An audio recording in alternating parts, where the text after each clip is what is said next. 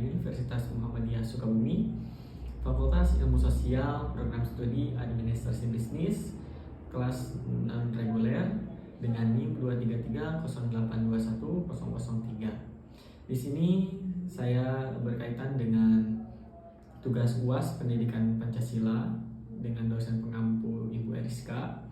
Di sini saya akan menjelaskan terkait nilai-nilai religi, budaya, dan moral dalam Pancasila.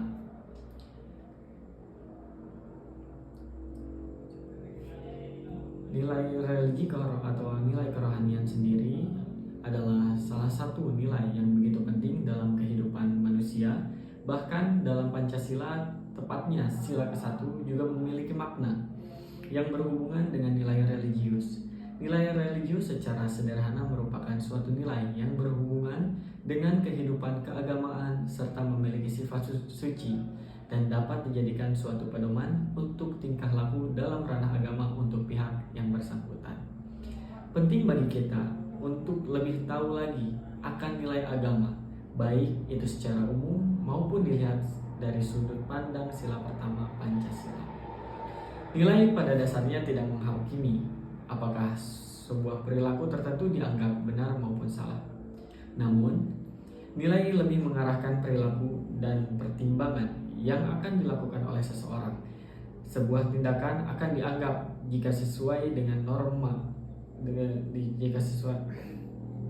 sebuah tindakan akan dianggap jika sesuai dengan moral, jika selaras dengan nilai yang telah disepakati dan dijunjung oleh masyarakat setempat di mana tindakan tersebut dilakukan. Ada sekitar 4 yang kerap dijadikan patokan hidup manusia dalam perilaku kehidupan bermasyarakat. Salah satunya adalah nilai kerohanian atau nilai religius, di mana nilai religius adalah segala sesuatu yang berhubungan atau bisa berguna bagi batin dan rohani manusia, sebagai contohnya dalam kegiatan beribadah. Nilai religius atau nilai kerohanian itu dibagi menjadi beberapa jenis. Yang pertama, nilai kebenaran. Nilai kebenaran merupakan suatu nilai yang berasal dari akal manusia. Sebagai contohnya adalah terkait dengan sesuatu yang dianggap benar maupun salah karena akal manusia memiliki kemampuan untuk membedakan yang benar dan yang salah. Yang kedua yaitu nilai keindahan. Berikutnya adalah nilai keindahan yang dapat diartikan sebagai sesuatu yang berasal dari perasaan manusia. Contohnya adalah daya tarik yang ada pada sebuah benar adalah suatu yang ada. Contohnya adalah daya tarik yang ada pada sebuah benar adalah suatu yang akan dihargai pada benda tersebut. Yang ketiga adalah moral.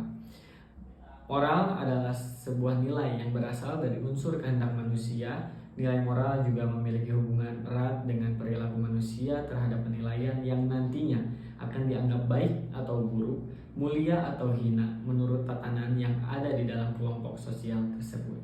Yang keempat, nilai keagamaan. Nilai keagamaan adalah sebuah nilai yang bersumber dari kitab suci, di mana nantinya nilai ini juga berhubungan dengan interaksi manusia terhadap Sang Pencipta atau Tuhan Yang Maha Esa, interaksi antar manusia dan sesamanya. Contoh nilai religius dalam kehidupan sehari-hari. Nilai religius adalah segala sesuatu yang memang penting bagi kebutuhan rohani manusia. Selain itu, nilai religius juga tidak bisa diukur ke dalam material, sehingga nilai religius juga bisa disebut sebagai spiritual yang memiliki nilai integratif dan jiwa manusia, di mana nilai spiritual ini terdiri dari berbagai macam nilai altruistik, humanistik, personal, ketahanan, dan afektif yang mengarah terhadap perkembangan spiritual individu. Contohnya sendiri dalam kehidupan sehari-hari yaitu seperti beribadah, lalu kita toleransi terhadap umat antar agama yang lain, tidak saling menghina ataupun mengejek bahkan mencela, dan lagi yang paling penting yaitu jujur.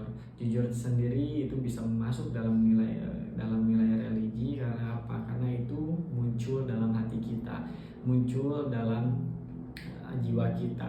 Jadi ketika kita berperilaku jujur, sudah dapat bisa dipastikan bahwa nilai keimanan kita di saat itu sedang kuat. Maka di sini nilai jujur itu bisa berhubungan dengan dengan nilai religius seperti itu. Lalu nilai Pancasila, nilai budaya dalam Pancasila.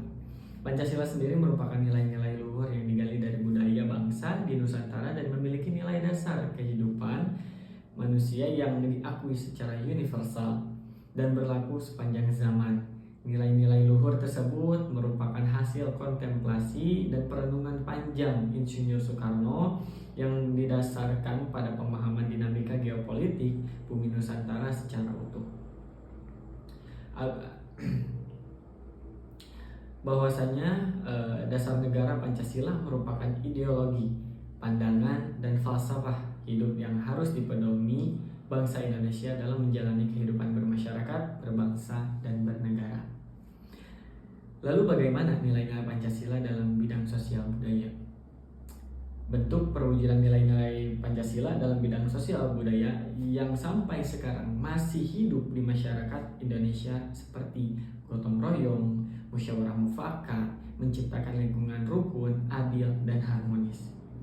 Karena Pancasila adalah manifestasi dari kebudayaan yang dapat melahirkan persepsi positif bahwa nilai-nilai memang hidup dan berkembang dalam kehidupan masyarakat sehari-hari. Oleh karena itu, kebudayaan yang merupakan embrio lahirnya Pancasila sudah seharusnya didiseminasikan melalui berbagai kajian-kajian ilmiah. Lalu selanjutnya, nilai moral dalam Pancasila. Nilai moral Pancasila adalah suatu pedoman bagi masyarakat untuk bertindak hidup sebagaimana telah diatur dalam Pancasila atau ideologi Indonesia. Dengan kata lain, moral Pancasila adalah sikap bermasyarakat yang baik di mana harus dilakukan oleh masyarakat. Pendidikan moral Pancasila merupakan pendidikan yang berupaya untuk menumbuh kembangkan nilai-nilai yang terkandung dalam Pancasila.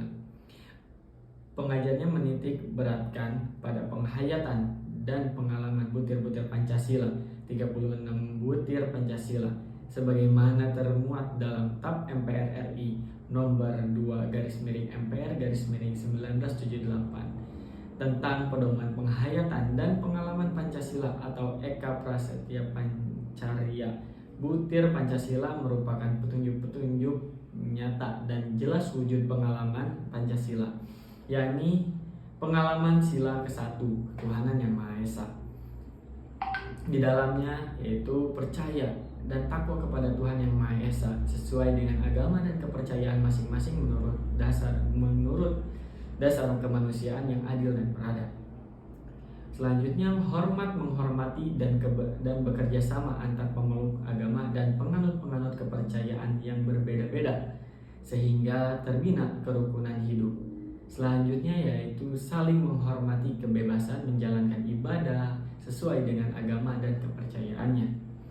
Dan yang terakhir, tidak memaksakan suatu agama dan kepercayaan kepada orang lain. Berikutnya yaitu pengalaman sila kedua, yaitu kemanusiaan yang adil dan beradab. Di antaranya adalah mengakui persamaan derajat, persamaan hak, dan persamaan kewajiban antar sesama manusia, saling mencintai sesama manusia, mengembangkan setiap tenggang rasa dan tepat selera, tidak semena-mena terhadap orang lain, menjunjung tinggi nilai kemanusiaan, dan yang terakhir berani membela kebenaran dan keadilan. Yang ketiga, pengalaman sila ketiga peraturan Indonesia. Salah satunya adalah rela persatuan Indonesia. Maaf, saya ulangi, pengalaman sila ketiga yaitu persatuan Indonesia. Yang pertama yaitu rela berkorban untuk kepentingan bangsa dan negara, cinta tanah air dan bangsa, bangga sebagai bangsa Indonesia dan bertanah air Indonesia, memajukan pergaulan demi persatuan dan kesatuan bangsa yang Bhinneka Tunggal Ika. Yang keempat yaitu pengalaman sila keempat, kerakyatan yang dipimpin oleh hikmat kebijaksanaan dalam permusyawaratan perwakilan. Di antaranya yaitu mengutamakan kepentingan negara dan masyarakat, tidak memaksakan kehendak pada orang lain, mengutamakan musyawarah dalam mengambil keputusan untuk kepentingan bersama, Musyawarah untuk mencapai mufakat diliputi oleh semangat kekeluargaan dengan itikat baik dan rasa tanggung jawab menerima dan melaksanakan hasil keputusan musyawarah. Musyawarah dilakukan dengan akal sehat dan sesuai dengan hati nurani yang luhur. Keputusan yang diambil harus dapat dipertanggungjawabkan secara moral kepada Tuhan Yang Maha Esa, menjunjung tinggi harkat dan martabat manusia serta nilai-nilai keberanian dan keadilan. Untuk pengalaman yang kelima, yaitu pengalaman kelima, keadilan sosial bagi seluruh rakyat Indonesia. Di antaranya yaitu mengembangkan perbuatan-perbuatan yang luhur yang mencerminkan sikap dan suasana kekeluargaan dan gotong royong. Selanjutnya yaitu bersikap adil, menjaga keseimbangan antara hak dan kewajiban, menghormati hak-hak orang lain, suka memberi pertolongan kepada orang lain, menjauhi sikap pemerasan terhadap orang lain, tidak bersifat boros, dan yang terakhir tidak bergaya hidup mewah. Jadi moral sendiri yaitu berkata dari kata mos atau mores yang berartikan kesusilaan, tabiat kelakuan. Moral adalah ajaran tentang hal yang baik dan buruk yang menyangkut tingkah laku dan perbuatan manusia. Seseorang yang taat kepada aturan-aturan, kaidah-kaidah dan norma yang berlaku dalam masyarakat dianggap sesuai dan tidak bertindak benar secara moral dan tidak bertindak benar secara moral. Jika sebaliknya yang terjadi, maka pribadi itu dianggap tidak bermoral. Moral dalam perwujudannya dapat berupa peraturan, prinsip-prinsip yang benar, baik, terpuji, dan mulia. Moral dapat berupa kesetiaan, kepatuhan terhadap nilai dan norma yang mengikat kehidupan masyarakat, negara, dan bangsa.